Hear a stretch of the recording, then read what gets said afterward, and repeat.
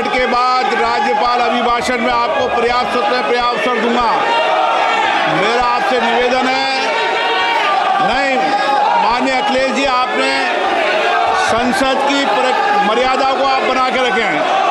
कभी बजट भाषण के अंदर इस तरीके का नहीं हुआ, ये उचित नहीं है, ये उचित नहीं है।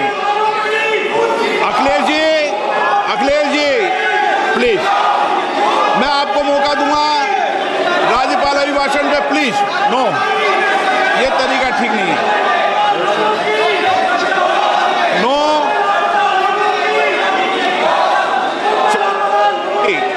राज्यपाल अभिभाषण पे चर्चा होगी। नो तरीका। Honorable Speaker, I present the budget for 25-26. This budget continues our government's efforts to A. Accelerate growth, B. Secure inclusive development, C. Invigorate private sector investments, D. Uplift household sentiments, and E. Enhance spending power of India's rising middle class. Together, we embark on a journey to unlock our nation's tremendous potential for greater prosperity and global positioning under the leadership of Honorable Prime Minister Shri Narendra Modi. As we complete the first quarter of the 21st century, continuing geopolitical headwinds suggest lower global economic growth over the medium term. However, our aspiration for a Vikasit Bharat inspires us, and the transformative work we have done during our government's first 2 terms guides us to march forward resolutely. Our economy is the fastest growing among all major economies. Our development track record for the past 10 years and structural reforms have drawn global attention. Confidence in India's capability and potential has only grown in this period. We see the next 5 years as a unique opportunity to realize Sabka Vikas, stimulating balanced growth of all regions. The great Telugu poet and playwright Gurujada Apparao had said, "Deshamante matti kadoy, deshamante manushuloy," meaning a country is not just its soil, a country is its people. In line with this, for us, Vikasit Bharat encompasses zero poverty, 100% quality good school education, access to high quality, affordable and comprehensive health care, 100% skilled labor with meaningful employment, 70% women in economic activities, and farmers making our country the food basket of the world. In this budget, the proposed development measures span 10 broad areas focusing on Garib, Youth, Annadata and Nari, spurring agricultural growth and productivity, building rural prosperity and resilience, taking everyone together on an inclusive growth path, boosting manufacturing and furthering Make in India, supporting MSMEs, enabling employment-led development, investing in people, economy and innovation, securing energy supplies, promoting exports and nurturing innovation. For this journey of development, our 4 powerful engines are agriculture, MSME, investments and exports. The fuel, our reforms, our guiding spirit, inclusivity, and the destination, Vikasit Bharat. This budget aims to initiate transformative reforms across 6 domains.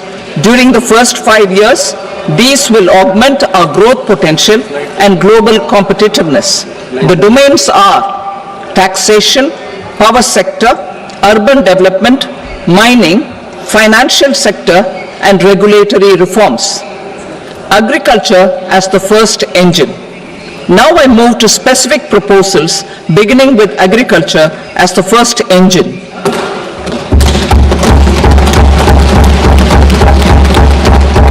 Prime Minister Dhan Dhanya Krishi Yojana, Developing Agri-Districts Program.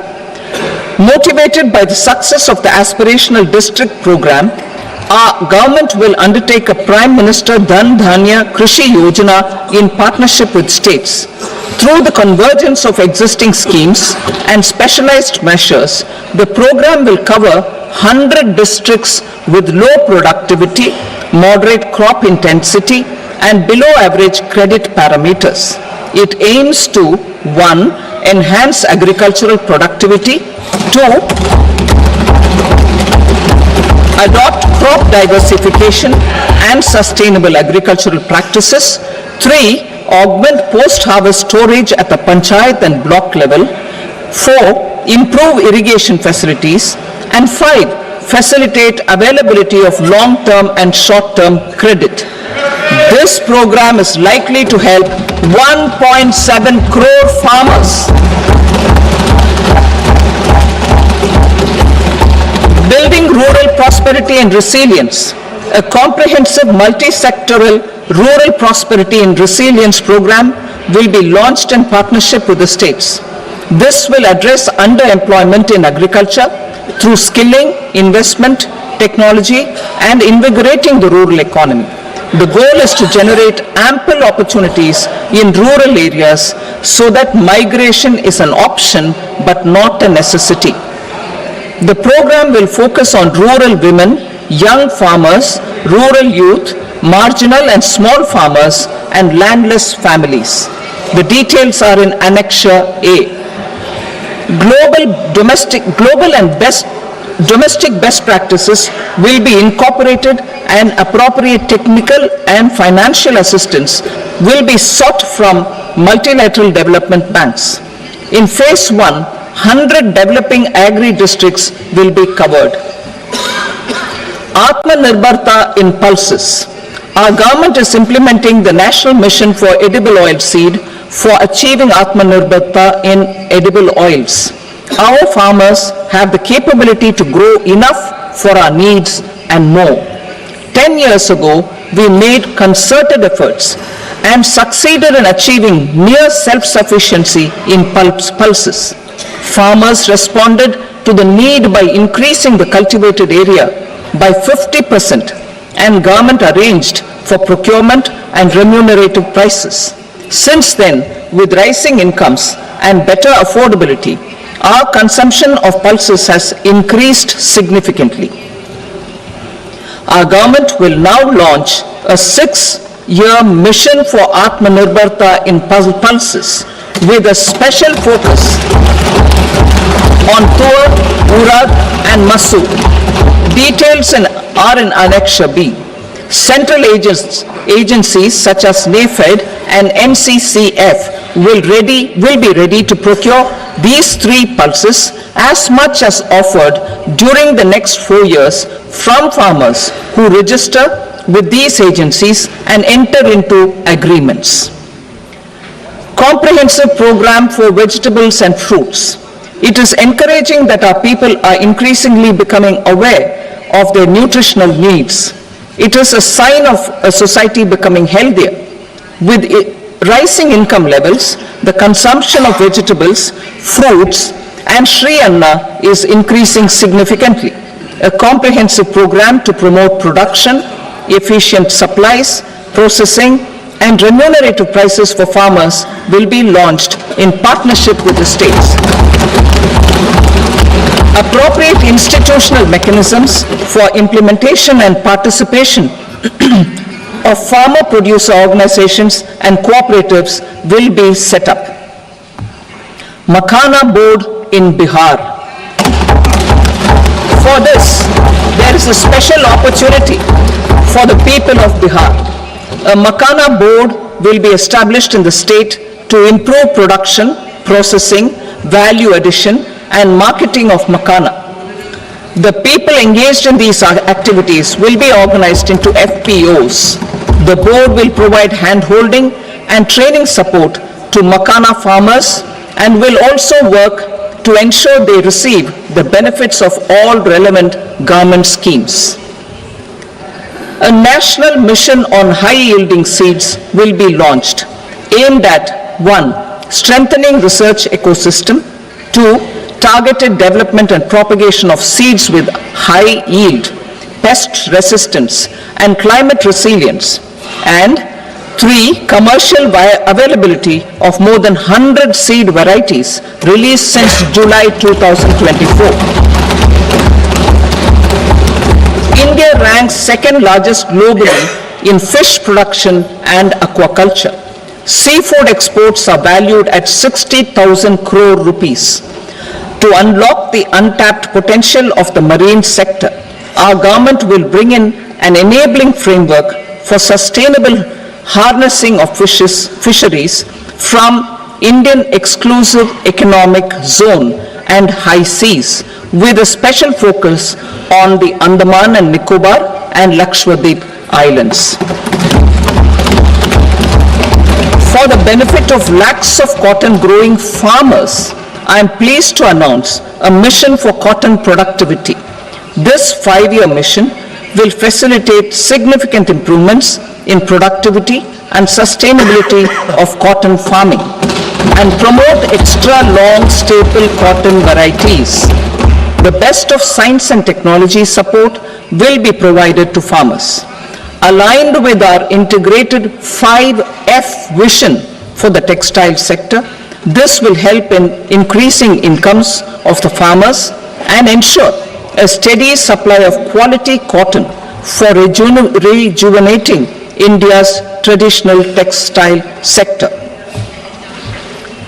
Kisan credit cards facilitate short-term loans for 7.7 crore farmers, fishermen, and dairy farmers. The loan limit under modified interest subvention scheme will be enhanced from 3 lakh rupees to 5 lakh rupees for loans taken through the KCC. For Atmanirbharta in urea production, our government had reopened 3 dormant urea plants in the eastern region. To further augment urea supply, a plant with annual capacity of 12.7 lakh metric tons will be set up at Namrup in Assam.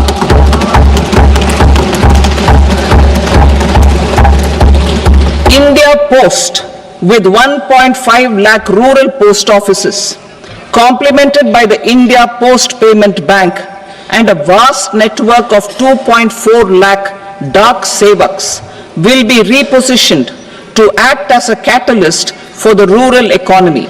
Details are at Annexure C. India Post will also be transformed as a large public logistics organization.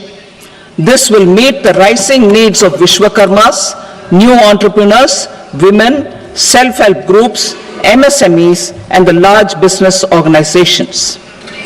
Our government will provide support to NCDC for its lending operations for the cooperative sector. MSMEs as the second engine. Now I move to MSMEs as the second engine, which encompasses manufacturing and services with a focus on MSMEs numbering 5.7 crores. Currently, over 1 crore registered MSMEs, employing 7.5 crore people and generating 36% of our manufacturing, have come together to position India as a global manufacturing hub. With their quality products, these MSMEs are responsible for 45% of our exports. To help them achieve higher efficiencies of scale, technological upgradation, and better access to capital, the investment and turnover limits for classification of all MSMEs will be enhanced to 2.5 and 2 times respectively. This will give them the confidence to grow and generate employment for our youth. The details are given in Annexure D. To improve access to credit, the credit guarantee cover will be enhanced. First, for micro and small enterprises from 5 crore to 10 crore rupees, leading to additional credit of 1.5 lakh crores in the next 5 years. Second, for startups from 10 crore rupees to 20 crore rupees, with the guarantee fee being moderated to 1% for loans in 27 focus sectors which are important for Atmanirbhar Bharat. And for well-run exporter MSMEs, for term loans up to 20 crore rupees. Also for the micro enterprises, we will introduce customized credit cards with a 5 lakh rupee limit for micro enterprises registered on Udyam portal. In the first year, 10 lakh such cards will be issued. Fund of funds for startups.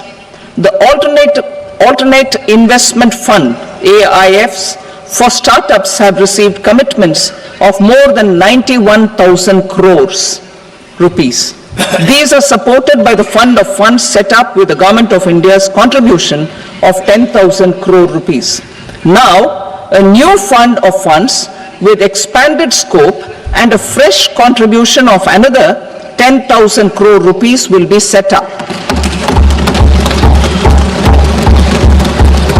A new scheme will be launched for 5 lakh women, scheduled castes and scheduled tribes, first-time entrepreneurs. This will provide term loans up to 2 crore rupees during the next 5 years. The scheme will incorporate lessons from the successful Stand Up India scheme. Online capacity building for entrepreneurship and managerial skills will also be organized. Measures for labor-intensive sectors. To promote employment and entrepreneurship opportunities in labor-intensive sectors, our government will undertake specific policy and facilitation measures. To enhance the productivity, quality, and competitiveness of India's footwear and leather sector, a focus product scheme will be implemented. The scheme will support design capacity, component manufacturing, and machinery required for production of non-leather quality footwear, besides the support for leather footwear and products. The scheme is expected to facilitate employment for 22 lakh persons, generate over 4 lakh crore rupees, and exports of over 1.1 lakh crore rupees. Measures for the toys sector. Building on the National Action Plan for Toys, we will implement a scheme to make India a global hub for toys. The scheme will focus on development of clusters, skills, and a manufacturing ecosystem that will create high-quality, unique, innovative, and sustainable toys that will represent the Made in India brand. Support for food processing. In line with our commitment towards Purvodaya, we will establish a National Institute of Food Technology, Entrepreneurship and Management in Bihar. The institute will provide a strong fillip to food processing activities in the entire eastern region. This will result in 1. Enhanced income for the farmers through value addition to their produce, and 2. Skilling entrepreneurship and employment opportunities for the youth. Manufacturing mission, furthering Make in India. Our government will set up a national manufacturing mission covering small, medium and large industries for furthering Make in India by providing policy support, execution roadmaps, governance and monitoring framework for central ministries and states. Details are in Annexure E. Given our commitment to climate-friendly development, the mission will also support clean tech manufacturing. This will aim to improve domestic value addition and build our ecosystem for solar PV cells, EV batteries, motors and controllers, electrolyzers, wind turbines, very high voltage transmission equipment and grid scale batteries. Investment as the third engine. Now I move to investment as the third engine, which encompasses investing in people, investing in the economy, and investing in innovation. Investing in people. Saksham Anganwadi and Poshan 2.0. Saksham Anganwadi and Poshan 2.0 program provides nutritional support to more than 8 crore children, 1 crore pregnant women and lactating mothers all over the country, and about 20 lakh adolescent girls in aspirational districts and the Northeast region. The cost norms for these nutritional support will be enhanced appropriately. Atal Tinkering Labs. 50,000 Atal Tinkering Labs will be set up in government schools in the next 5 years to cultivate the spirit of curiosity and innovation and foster a scientific temper among young minds. Broadband connectivity to government secondary schools and PHCs. Broadband connectivity will be provided to all government secondary schools and primary health centers in rural areas under the BharatNet project. Bharatiya Bhasha Pustak Scheme. We propose to implement a Bharatiya Bhasha Pustak scheme to provide digital form Indian language books for schools and for higher education. This aims to help students understand their subjects better and in their language. National Centers of Excellence for Skilling. Building on the initiative announced in the July 24 budget, 5 National Centers of Excellence for Skilling will be set up with global expertise and partnerships to equip our youth with the skills required for Make for India, Make for the World manufacturing. The partnership will cover curriculum design, training of trainers, and a skill certification framework and periodic reviews. Expansion of capacity in IITs. Total number of students in 23 IITs has increased 100% from 65,000 to 1.35 lakh in the past 10 years.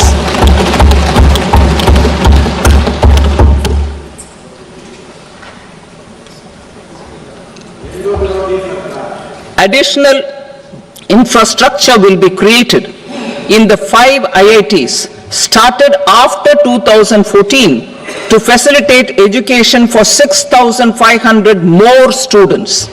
Hostel and other infrastructure capacity at IIT Patna will also be expanded.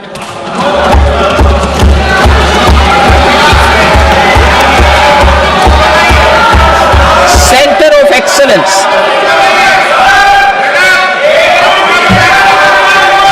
Center of Excellence in AI for Education. I had announced 3 centers of excellence in artificial intelligence for agriculture, health, and sustainable cities in 2023. Now a center of excellence in artificial intelligence for education will be set up with a total outlay of 500 crores. Expansion of medical education. Our government has added almost 1.1 lakh undergraduate and postgraduate medical education seats in 10 years, an increase of 130%. In the next year, 10,000 additional seats will be added in medical colleges and hospitals towards the goal of adding 75,000 seats in the next 5 years. Daycare cancer centers in all district hospitals. Our government will facilitate setting up of daycare cancer centers in all district hospitals in the next 3 years. 200 centers will be established in 25-26 itself. Strengthening urban livelihoods. Our government has been giving priority to assisting urban poor and vulnerable groups.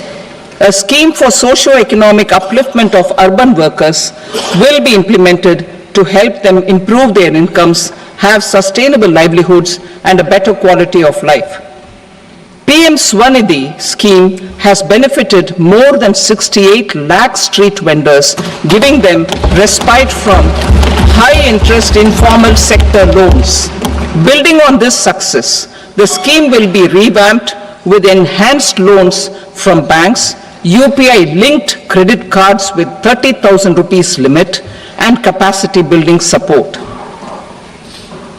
Social Security Scheme for welfare of online platform workers.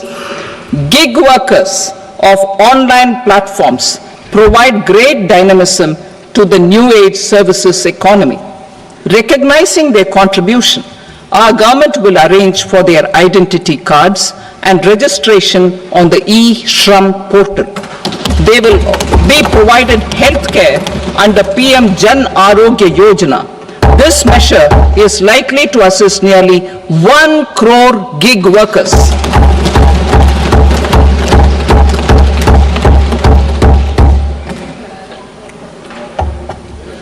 Investing in the economy. Public-private partnership in infrastructure.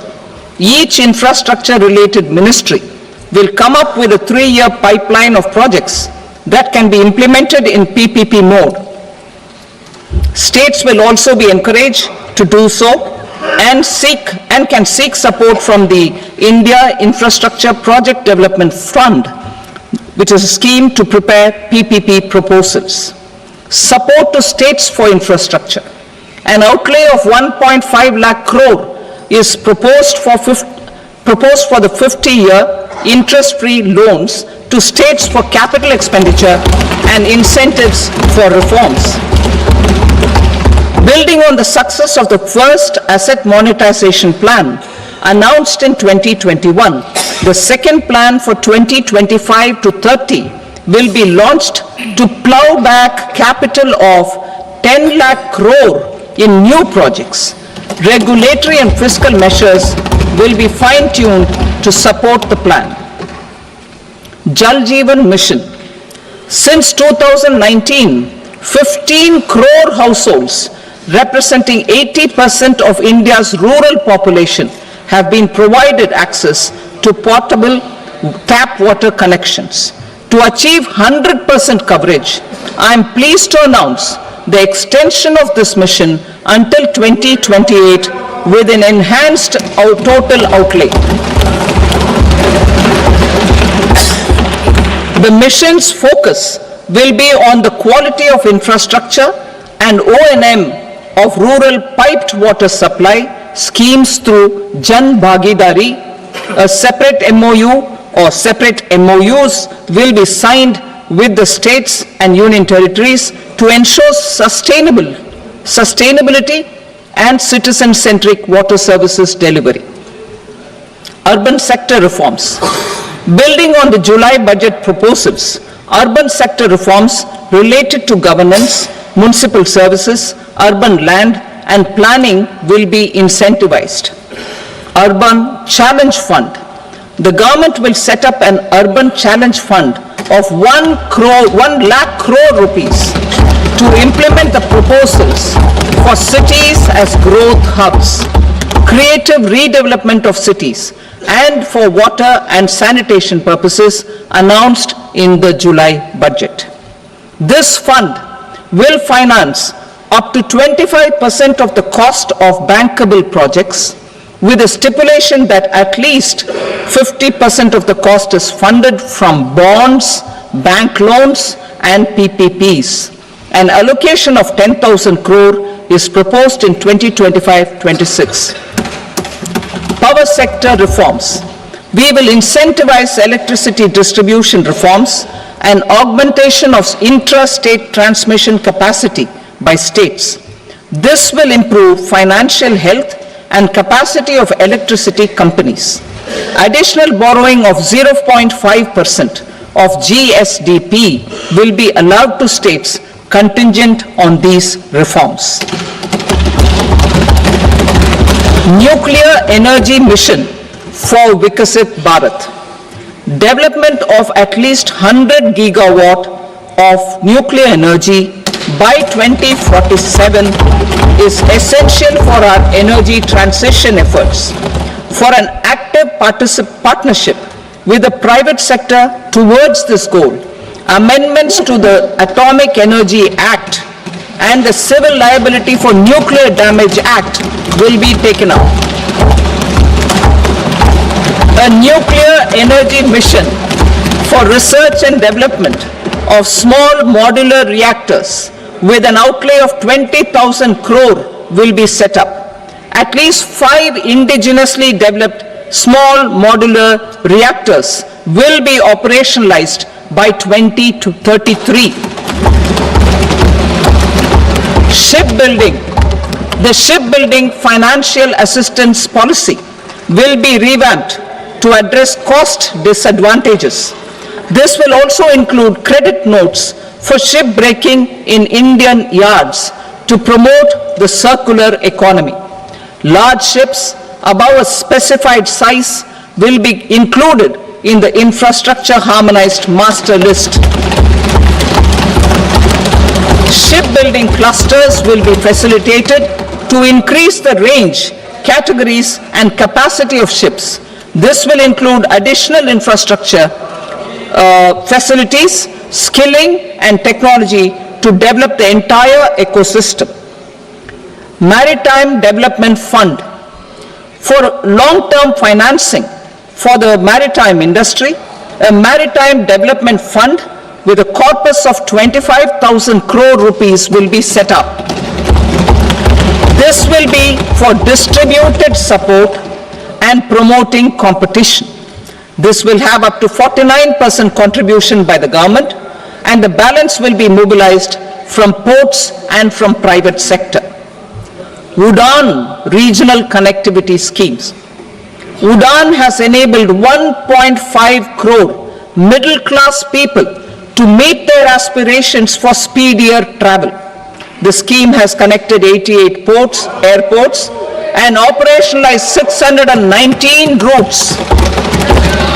Inspired by that success, a modified UDAN scheme will be launched to enhance regional connectivity to 120 new destinations and carry 4 crore passengers in the next 10 years. 4 crore additional passengers in the next 10 years. The scheme will also support helipads and smaller airports in hilly, aspirational and northeast regional districts. Greenfield airports will be facilitated in Bihar to meet the future needs of the state. These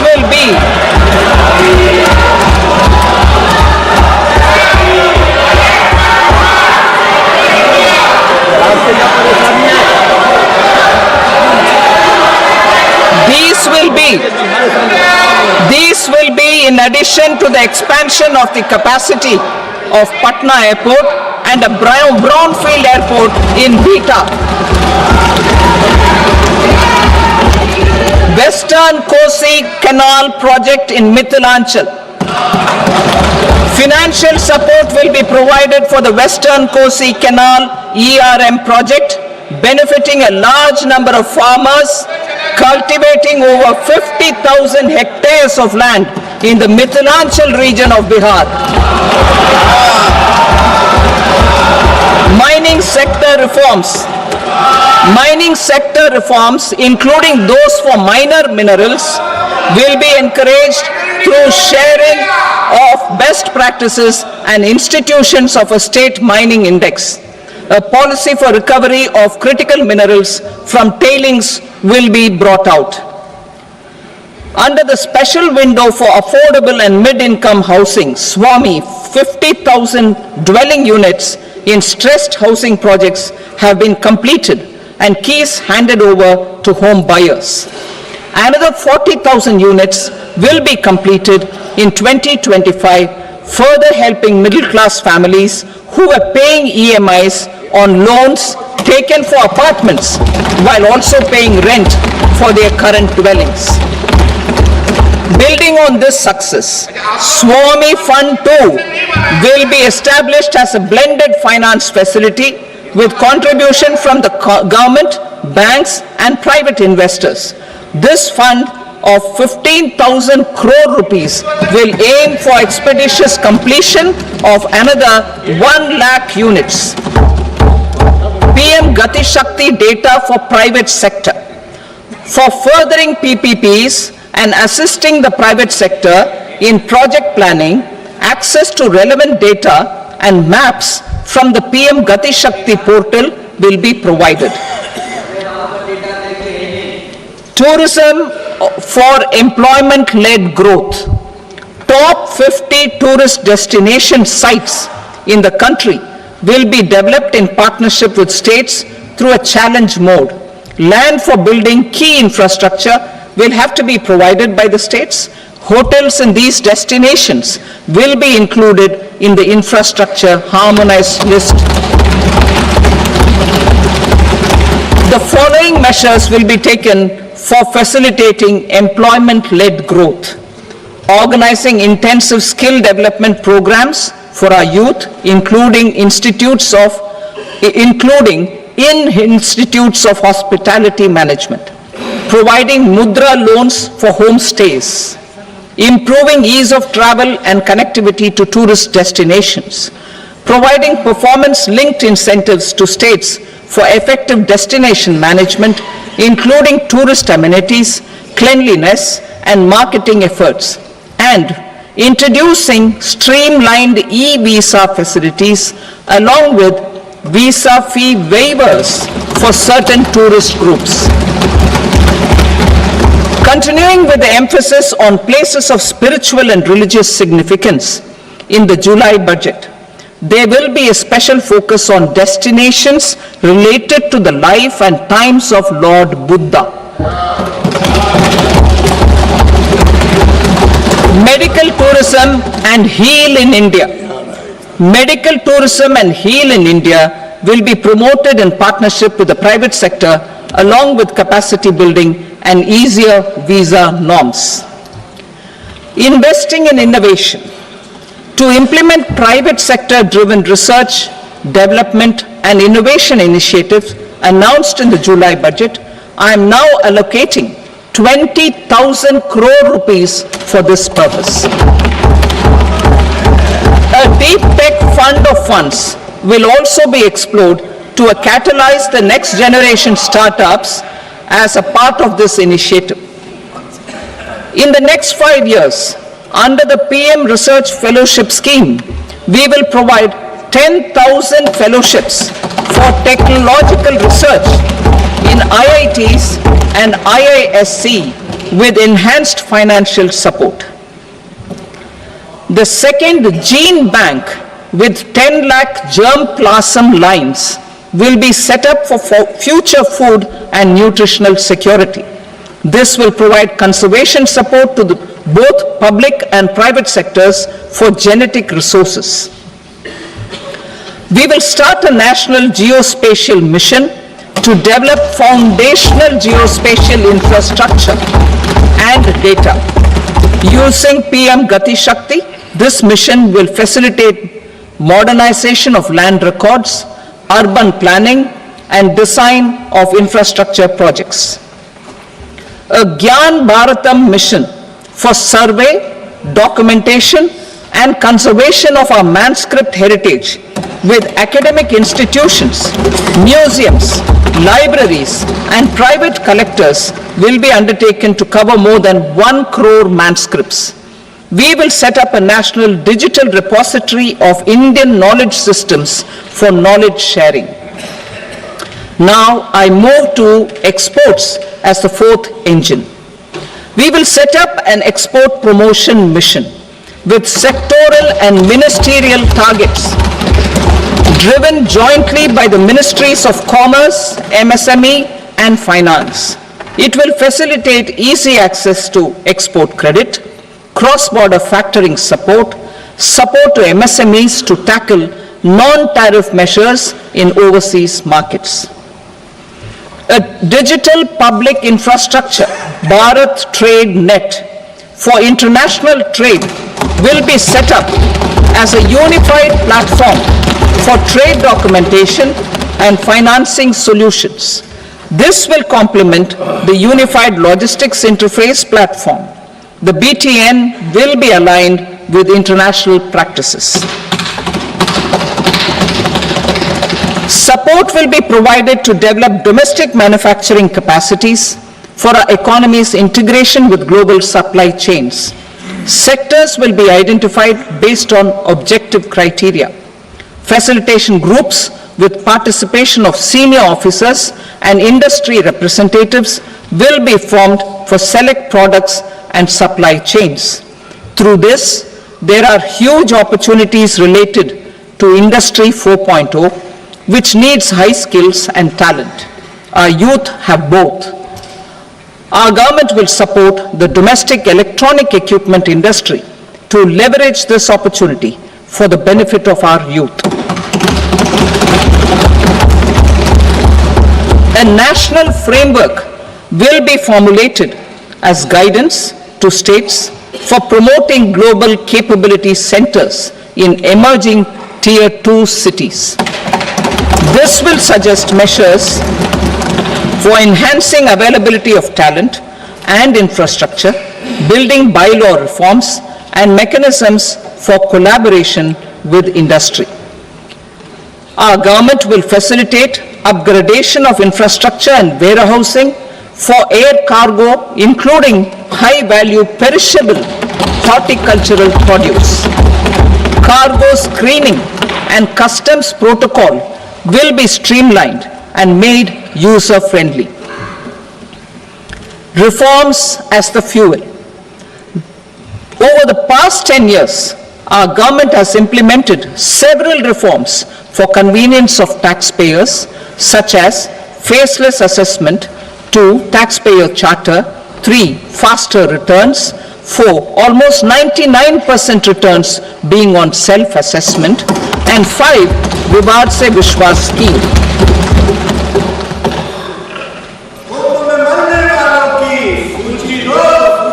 Continuing these efforts, I reaffirm the commitment of the tax department to trust first, scrutinize later.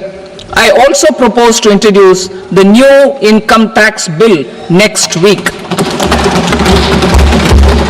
I will detail the indirect tax reforms and changes in direct taxes in Part B. Financial sector reforms. The FDI limit for the insurance sector will be raised from 74 to 100%. This enhanced limit will be available for those companies which invest the entire premium in India. The current guardrails and conditionalities associated with foreign investment will be reviewed and simplified.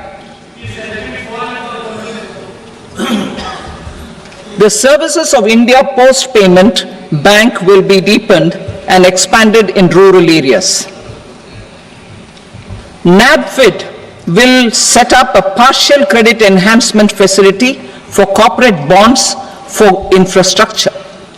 Public sector banks will develop Grameen Credit Score framework to serve the credit needs of SHG members and people in rural areas. A forum for regulatory coordination and development of pension products will be set up. To implement the earlier announcement on simplifying the KYC processes, the revamped Central KYC Registry will be rolled out in 2025. We will also implement a streamlined system for periodic updating. Requirements and procedures for speedy approval of company mergers will be rationalized. The scope for fast-track mergers will also be widened and the process made simpler. As proposed in the interim budget, We signed bilateral investment treaties with 2 countries in 2024 to encourage sustained foreign investment, and in the spirit of First Develop India, the current model BIT will be revamped and made more investor-friendly. In the last 10 years, in several aspects, including financial and non-financial, our government has demonstrated a steadfast commitment to ease of doing business. We are determined to ensure that our regulations must keep up with technological innovations and global policy developments. A light touch regulatory framework based on principles and trust will unleash productivity and employment.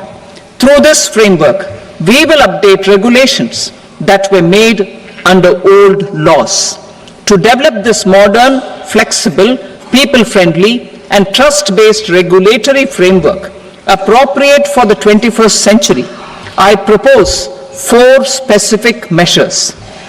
A high-level committee for regulatory reforms will be set up for a review of all non-financial sector regulations, certifications, licenses, and permissions. The committee will be expected to make recommendations within a year. The objective is to strengthen trust-based economic governance and take transformational measures to enhance ease of doing business, especially in matters of inspection and compliances. States will be encouraged to join in this endeavor. An investment friendliness index of states will be launched in 2025 to further the spirit of competitive, cooperative federalism. Under the Financial Stability and Development Council, a mechanism will be set up to evaluate impact of the current financial regulations and subsidiary instructions. It will also formulate a framework to enhance their responsiveness and development of the financial sector.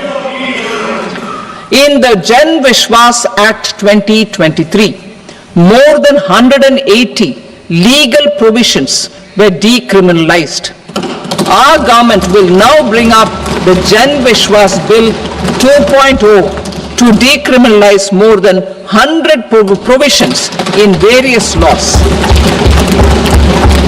I now move to fiscal policy. In the July budget, I had committed to staying the course for fiscal consolidation. Our endeavor will be to keep the fiscal deficit each year such that central government debt remains on a declining path as a percentage of the GDP. The roadmap for the next 6 years has been detailed in the FRBM statement. Revised estimates for 2024-25. The revised estimate of the total receipts other than borrowings is 31.47 lakh crore rupees, of which the net tax receipts are 25.57 lakh crore rupees. The revised estimate of the total expenditure is 47.16 lakh crore rupees, of which the capital expenditure is about 10.18 lakh crore rupees. The revised estimate of the fiscal deficit is 4.8% of the GDP. Budget estimates for 25-26. Coming to 25-26, the total receipts other than borrowings and total expenditure are estimated at 34.96 lakh crore rupees and 50.65 lakh crore rupees respectively. The net tax receipts are estimated at 28.37 lakh crore rupees. The fiscal deficit is estimated to be 4.4% of GDP. To finance the fiscal deficit, the net market borrowings from dated securities are estimated at 11.54 lakh crore. The balance financing is expected to come from small savings and other sources. The gross market borrowings are estimated at 14.82 lakh crore rupees. I will now move to Part B. Indirect taxes. My proposals relating to customs aim to rationalize tariff structure and address duty inversion. These will also support domestic manufacturing and value addition, promote exports, facilitate trade, and provide relief to common people. Rationalization of customs tariff structure for industrial goods. As a part of comprehensive review of customs rate structure announced in July 2024 budget, I propose to 1. Remove 7 tariff rates. This is over and above the 7 tariff rates removed in 23-24 budget. After this, there will be only 8 remaining tariff rates, including 0 rate. 2. Apply appropriate cess to broadly maintain effective duty incidence, except on a few items where such incidence will reduce marginally. 3. Levy not more than 1 cess or surcharge. Therefore, I propose to exempt social welfare surcharge on 82 tariff lines that are subject to a cess. I shall now take up sector-specific proposals. To provide relief to patients, particularly those suffering from cancer, rare diseases, and other severe chronic diseases, I propose to add 36 life-saving drugs and medicines to the list of medicines fully exempted from basic custom duty.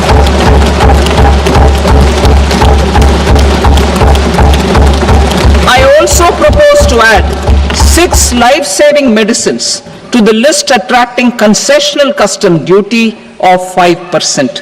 Full exemption and concessional duty will also respectively apply on the bulk drugs for manufacture of the above.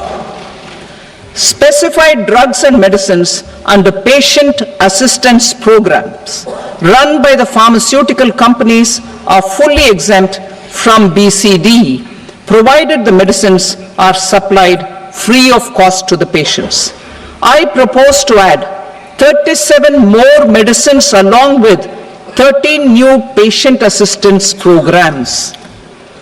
Support to domestic manufacturing and value addition. Critical minerals. In the July 2024 budget, I had fully exempted BCD on 25 critical minerals that are not domestically available. I had also reduced BCD of 2 other such minerals to provide a major fillip to their processing, especially by MSMEs. Now, I propose to fully exempt cobalt powder and waste, the scrap of lithium-ion battery, lead, zinc, and 12 more critical minerals. This will help secure the availability for manufacturing in India and promote more jobs for our youth. To promote domestic production of technical textile products such as agro-textiles, medical textiles, and geotextiles at competitive prices, I propose to add 2 more types of shuttle-less looms to the list of fully exempted textile machinery. I also propose to revise the BCD rate on knitted fabrics covered by 9 tariff lines from 10 or 20 to 20% or 115 rupees per kg, whichever is higher. Electronic goods. In line with our Make in India policy and to rectify inverted duty structure, I propose to increase the BCD on interactive flat panel display from 10% to 20% and reduce the BCD to 5% on open cell and other components. In 23-24 budget, for the manufacture of open cells of LCD, LED TVs, I had reduced the BCD on parts of open cells from 5% to 2.5%. To further boost the manufacture of such open cells, the BCD on these parts will now stand exempted. Lithium-ion battery. To the list of exempted capital goods, I propose to add 35 additional capital goods for EV battery manufacturing and 28 additional capital goods for mobile phone battery manufacturing. This will boost domestic manufacture of lithium-ion batteries, both for mobile phones and for electric vehicles. Shipping sector. Considering that shipbuilding has a long gestation period, I propose to continue the exemption of BCD on raw materials, components, consumables, or parts for the manufacture of ships for another 10 years.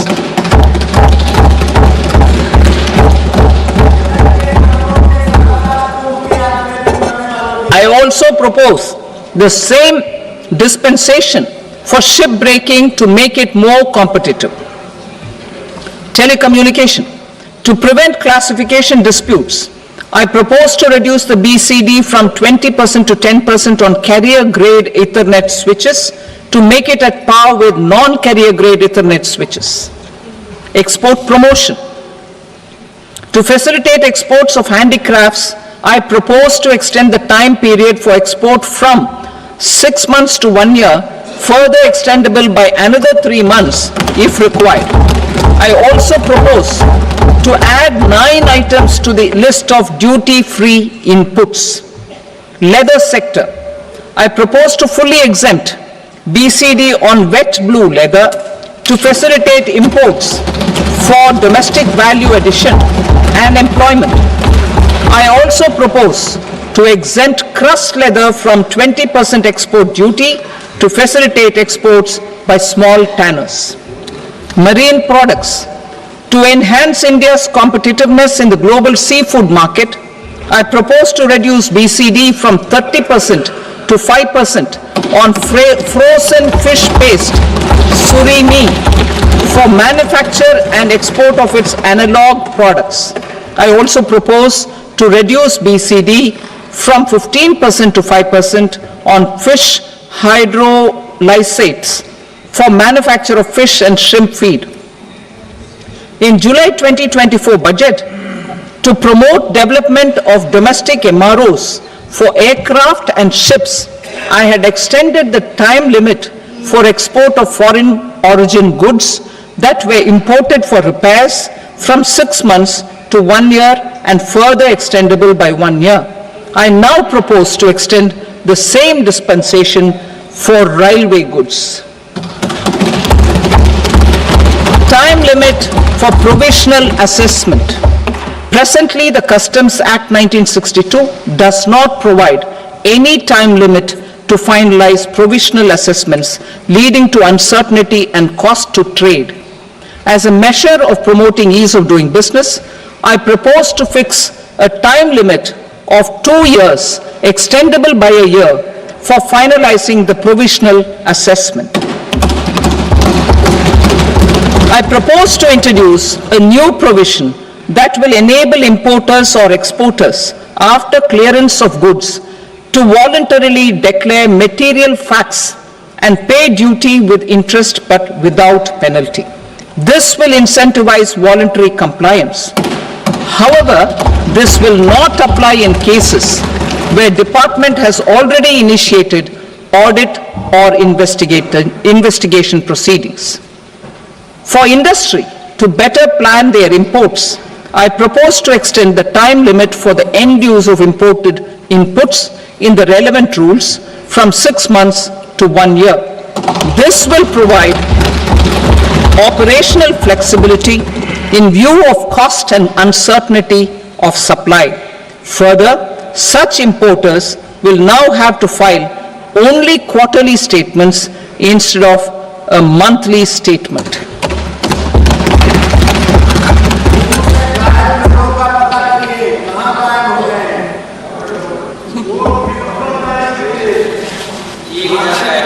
I now come to my direct tax proposals.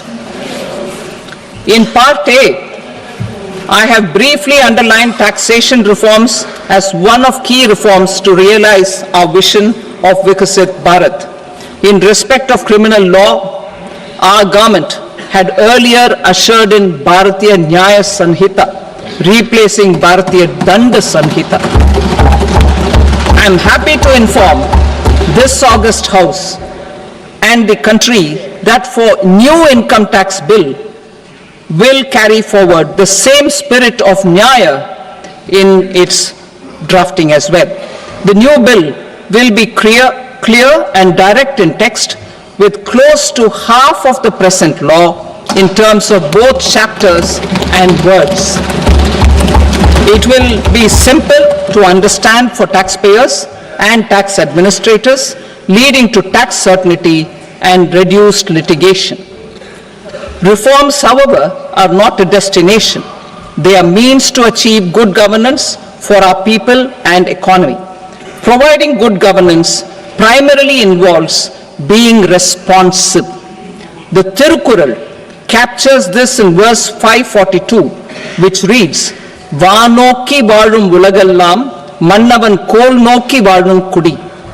Meaning, just as the living beings live expecting rains, citizens live expecting good governance. Our government is committed to keeping an ear to the ground and a finger on the pulse and responding while balancing our national building efforts.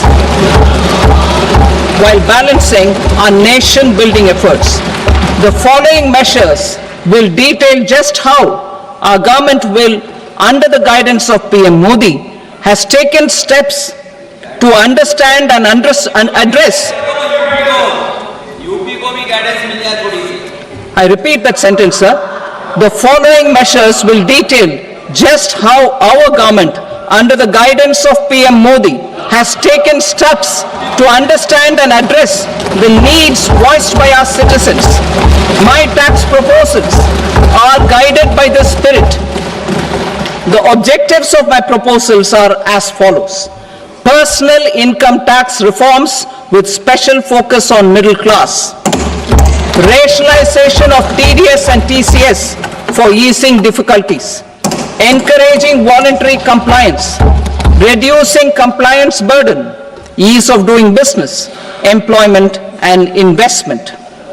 I will come to my proposal on personal income tax towards the end. TDS and TCS, rationalization for easing difficulties. I propose to rationalize tax deduction at source, TDS, by reducing the number of rates and thresholds above which TDS is deducted. Further, threshold amounts for tax deduction will be increased for better clarity and uniformity. The limit for tax deduction on interest for senior citizens is being doubled from the present 50,000 rupees to 1 lakh rupees.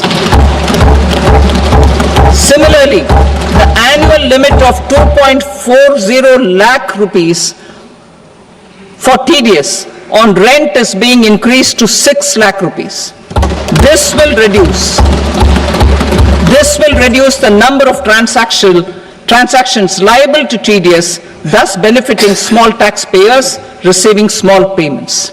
The threshold to collect tax at source, the TCS, on remittances under RBI's liberalized remittance scheme, the LRS, is proposed to be increased from 7 lakh to 10 lakhs. I also propose to remove TCS on remittances for education purposes, where such remittances is out of a loan taken from a specified financial institution. Both TDS and TCS are being applied on any transaction related to sale of goods. To prevent such compliance difficulties, I propose to omit the TCS. I also propose that the provisions of the higher TDS deduction will now apply only in non-PAN cases. In July 2024, the delay for payment of TDS up to the due date of filing statement was decriminalized. I propose to provide the same relaxation to TCS provisions as well.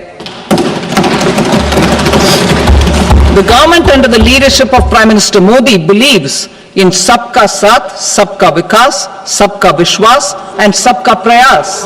In line with this, we brought in updated return facility in 2022 for voluntary compliance by taxpayers who had omitted to report their correct income. Our trust in taxpayers was proved right. Nearly 90 lakh taxpayers voluntarily updated their incomes by paying additional tax. Taking this trust further, I now propose to extend the time limit to file updated returns for any assessment year from the current limit of 2 years to 4 years.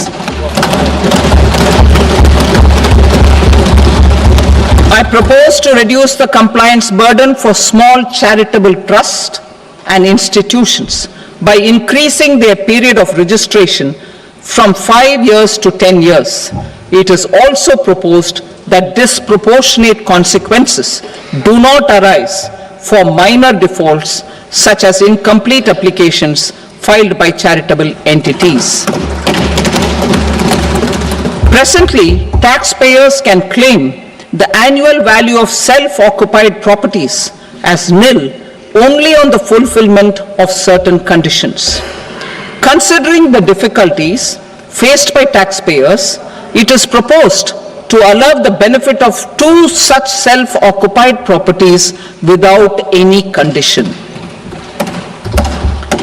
To streamline the process of transfer pricing and to provide an alternative to yearly examination, I propose to introduce a scheme for determining arm's length price of international transaction for a block period of 3 years. This will be in line with global best practices. With a view to reduce litigation and provide certainty in international taxation, the scope of safe harbor rules is being expanded. A number of senior and very senior citizens have very old national savings schemes accounts. As interest is no longer payable on such accounts, I propose to exempt withdrawals made from NSS by individuals on or after 29th August 2024. I am also proposing to allow similar treatment to NPS Vatsalya accounts as is available to normal NPS accounts subject to overall limits. In my speech in July 2024, I had promised that all processes, including giving effect to appellate orders, shall be digitalized and made paperless over the next 2 years. So I'm happy to announce that digitalization is being made operational now. In July 2024, we brought in the Vivad Se Vishwas scheme to resolve income tax disputes pending in appeal. The scheme has received a great response, with nearly 33,000 taxpayers having availed of the scheme to settle their disputes. I have a few proposals to promote investment and employment. It is proposed to provide a presumptive taxation regime for non-residents who provide services to a resident company that is establishing or operating an electronics manufacturing facility. I further propose to introduce a safe harbor for tax certainty for non-residents who store components for supply to specified electronics manufacturing units. Presently, the tonnage tax scheme is available only to sea-going ships. The benefits of existing tonnage tax scheme are proposed to be extended to inland vessels registered under the Indian Vessels Act 2021 to promote inland water transport in the country. Extension for incorporation of startups. We continue to support the Indian startup ecosystem. I propose to extend the period of incorporation by 5 years to allow the benefit available to startups which are incorporated before 1/4/2030. In order to attract and promote additional activities in the IFSC, I am inter alia proposing specific benefits to ship leasing units, insurance offices, and treasury centers of global companies which are set up in IFSC. Further, to claim benefits, the cutoff date for commencement in IFSC has also been extended by 5 years to 31/3/2030. Category 1 and Category 2 AIFs are undertaking investments in infrastructure and other such sectors. I propose to provide certainty of taxation to these entities on the gains from securities, to promote funding from sovereign wealth funds and pension funds to the infrastructure sector. I propose to extend the date of making an investment by 5 more years up to 31st March 2030.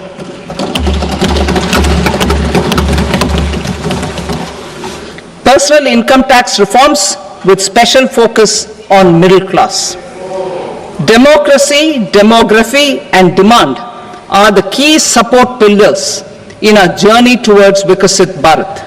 The middle class provides strength for India's growth. This government, under the leadership of Prime Minister Modi, has always believed in the admirable energy and ability of the middle class in nation building. In recognition of their contribution,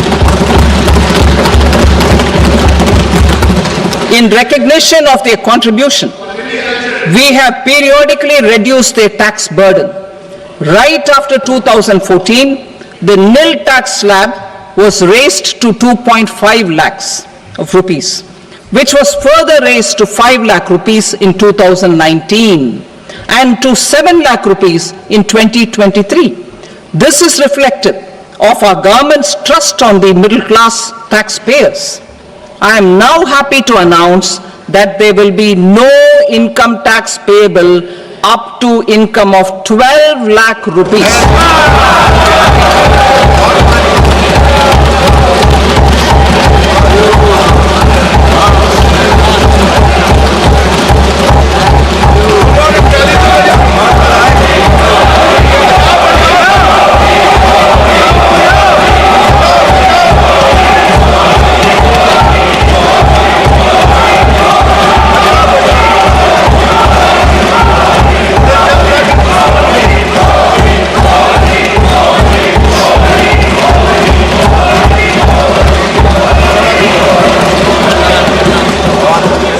So, average income of 1 lakh per month other than the special rate income such as capital gains under the new regime. This limit will be 12.75 lakh for salaried taxpayers due to the standard deduction of 75,000. Slabs and rates are being changed across the board to benefit all taxpayers.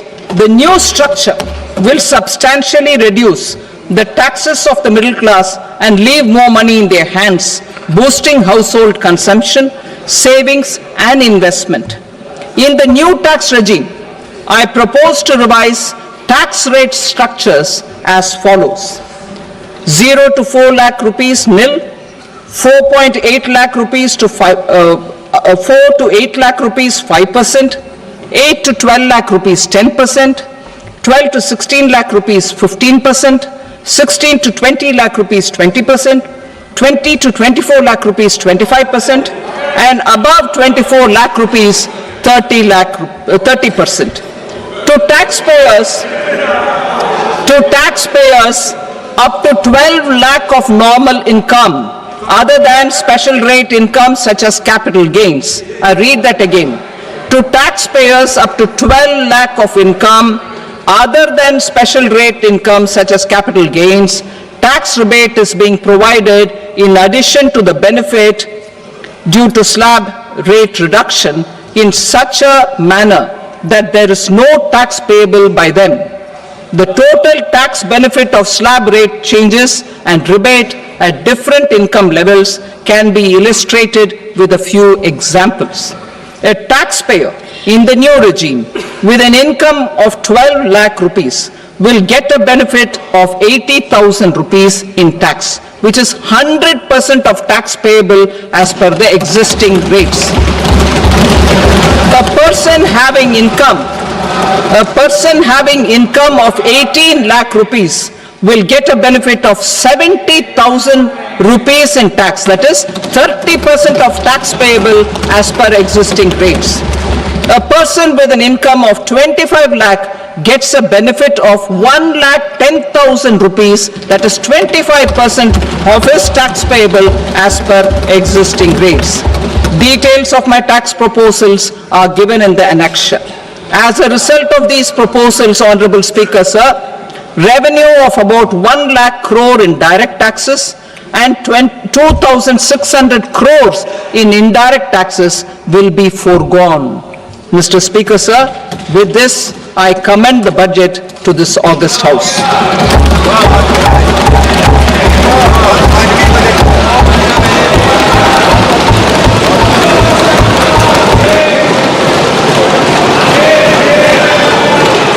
Item number 2, Srimati Nirmala Sitharaman.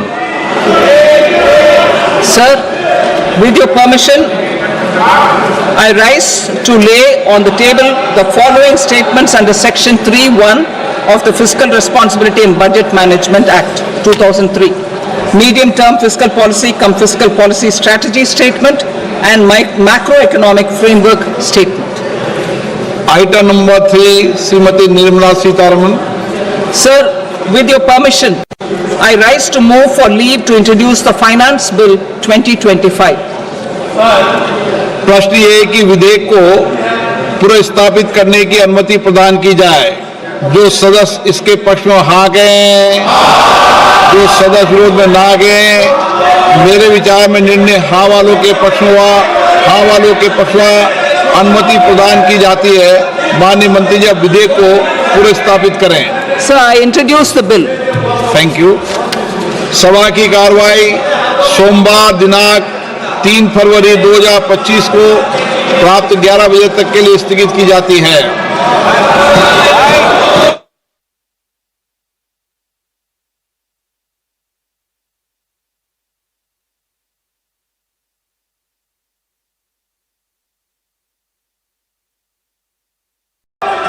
Together, we embark on a journey to unlock our nation's tremendous potential for greater prosperity and global positioning under the leadership of Honorable Prime Minister Shri Narendra Modi. As we complete the first quarter of the 21st century, continuing geopolitical headwinds suggest lower global economic growth over the medium term. However, our aspiration for a Vikasit Bharat inspires us, and the transformative work we have done during our government's first 2 terms guides us to march forward resolutely. Our economy is the fastest growing among all major economies. Our development track record for the past 10 years and structural reforms have drawn global attention. Confidence in India's capability and potential has only grown in this period. We see the next 5 years as a unique opportunity to realize Sabka Vikas, stimulating balanced growth of all regions. The great Telugu poet and playwright Gurujada Apparao had said, "Deshamante matti kadoy, deshamante manushuloy," meaning a country is not just its soil, a country is its people. In line with this, for us, Vikasit Bharat encompasses zero poverty, 100% quality good school education, access to high quality, affordable and comprehensive health care, 100% skilled labor with meaningful employment, 70% women in economic activities, and farmers making our country the food basket of the world.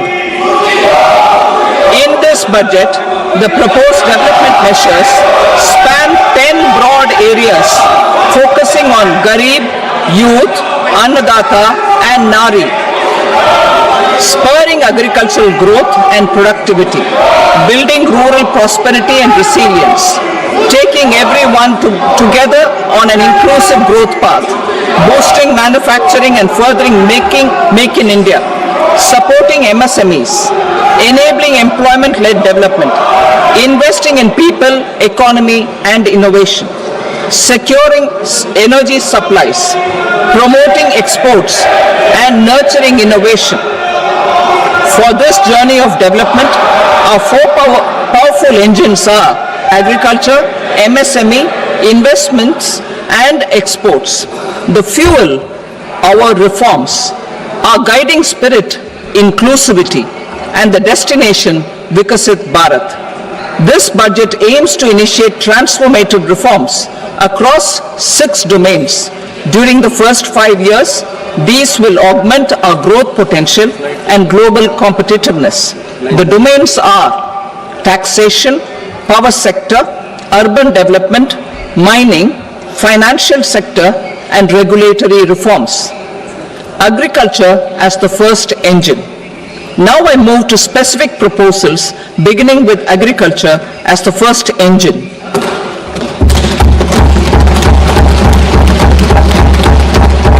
Prime Minister Dhan Dhanya Krishi Yojana, developing agri-districts program. Motivated by the success of the aspirational district program, our government will undertake a Prime Minister Dhan Dhanya Krishi Yojana in partnership with states. Through the convergence of existing schemes and specialized measures, the program will cover 100 districts with low productivity, moderate crop intensity, and below average credit parameters. It aims to 1. Enhance agricultural productivity, 2. Adopt crop diversification and sustainable agricultural practices, 3. Augment post-harvest storage at the panchayat and block level, 4. Improve irrigation facilities, and 5. Facilitate availability of long-term and short-term credit. This program is likely to help 1.7 crore farmers. Building rural prosperity and resilience. A comprehensive multi-sectoral rural prosperity and resilience program will be launched in partnership with the states. This will address underemployment in agriculture through skilling, investment, technology, and invigorating the rural economy. The goal is to generate ample opportunities in rural areas so that migration is an option but not a necessity. The program will focus on rural women, young farmers, rural youth, marginal and small farmers, and landless families. The details are in Annexure A. Domestic best practices will be incorporated, and appropriate technical and financial assistance will be sought from multilateral development banks. In phase 1, 100 developing agri-districts will be covered. Atmanirbharta in pulses. Our government is implementing the National Mission for Edible Oil Seed for achieving Atmanirbharta in edible oils. Our farmers have the capability to grow enough for our needs and more. 10 years ago, we made concerted efforts and succeeded in achieving near self-sufficiency in pulses.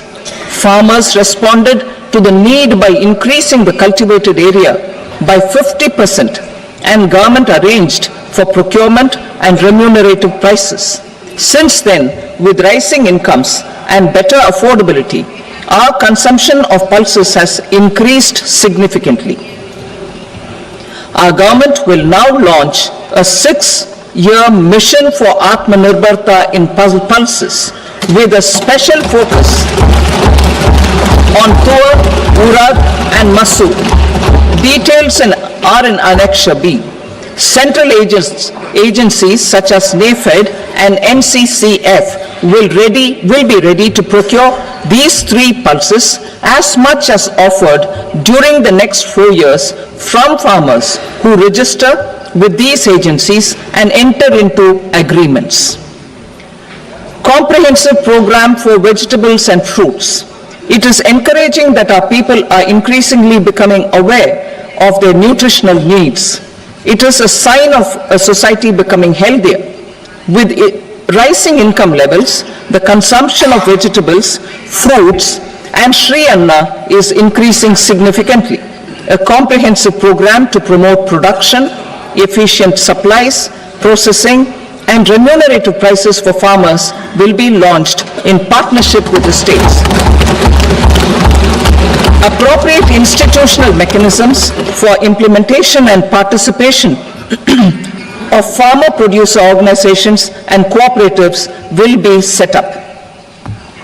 Makhana Board in Bihar. For this, there is a special opportunity for the people of Bihar. A Makhana Board will be established in the state to improve production, processing, value addition, and marketing of makhana. The people engaged in these activities will be organized into FPOs. The board will provide hand-holding and training support to makhana farmers and will also work to ensure they receive the benefits of all relevant government schemes. A national mission on high-yielding seeds will be launched, aimed at 1. Strengthening research ecosystem, 2. Targeted development and propagation of seeds with high yield, pest resistance, and climate resilience, and 3. Commercial availability of more than 100 seed varieties released since July 2024. India ranks second largest globally in fish production and aquaculture. Seafood exports are valued at 60,000 crore rupees. To unlock the untapped potential of the marine sector, our government will bring in an enabling framework for sustainable harnessing of fisheries from Indian exclusive